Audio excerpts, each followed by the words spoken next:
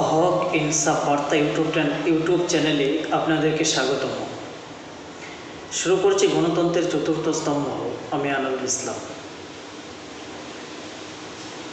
আমি শুরু করছি সূর্যপুরের সেই ভাইরাল ছোট্ট বাচ্চা 11 বছর বয়সী রিমি খাতুনের ঘটনাকে কেন্দ্র করে। আমি ধর্ম দেখেছি রাজনীতির ময়দানে, আমি ধর্ম দেখেছি খেলার মাঠে, ক্রীড়াঙ্গনে। আমি ধর্ম দেখেছি জাত পাতে বিভেদ লাগাতে, ধর্মকে বিভিন্ন জায়গায় অপব্যবহার হতে দেখেছি।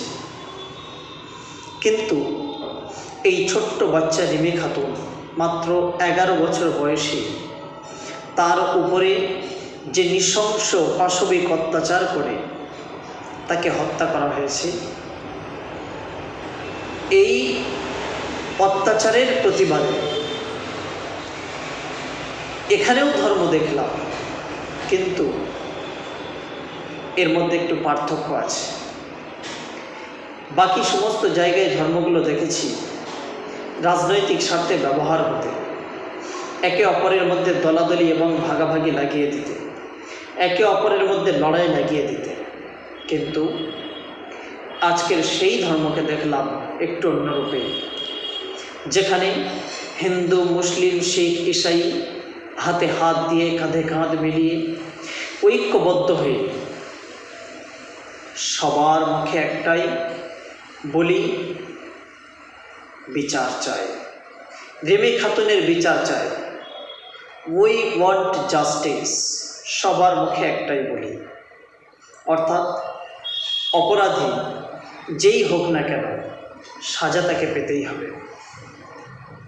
আর অপরাধীর কোনো জাত ধর্ম বলে কিছু হয় না।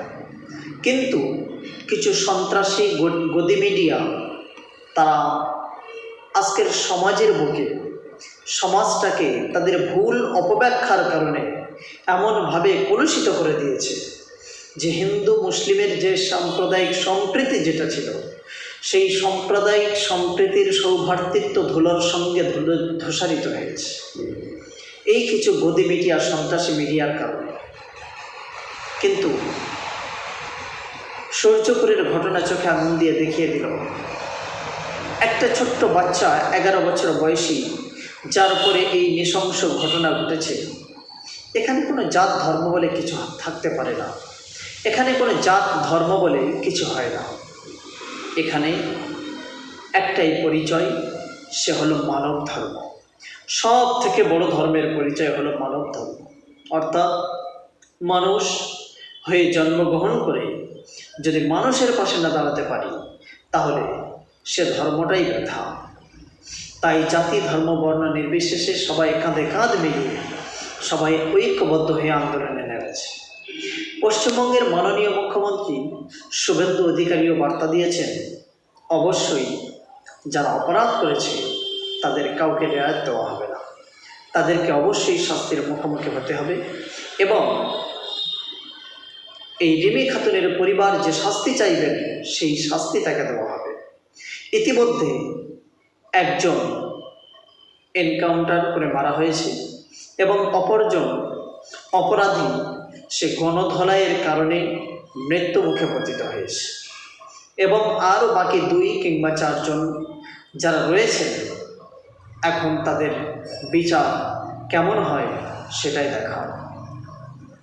জনগণ চাইছে সে মালদা জেলায় রবিউল হোক কিংবা সূর্যপুরের শান্তনু হোক, এখানে জাতি ধর্ম বলে কিছু হয় না।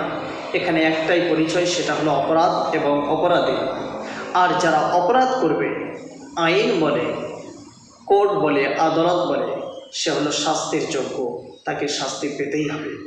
তাই আইনের শাসন প্রতিষ্ঠার জন্য এই সমস্ত অন্যায়ের বিরুদ্ধে যদি সরকার কঠোর হাতে দমন পীড়ন নীতি প্রয়োগ করে, তাহলে ভবিষ্যতে কোনো মানুষ কিন্তু এই ধরনের কোনো দুঃসাহসিকতা দেখাতে সাহস করবে না।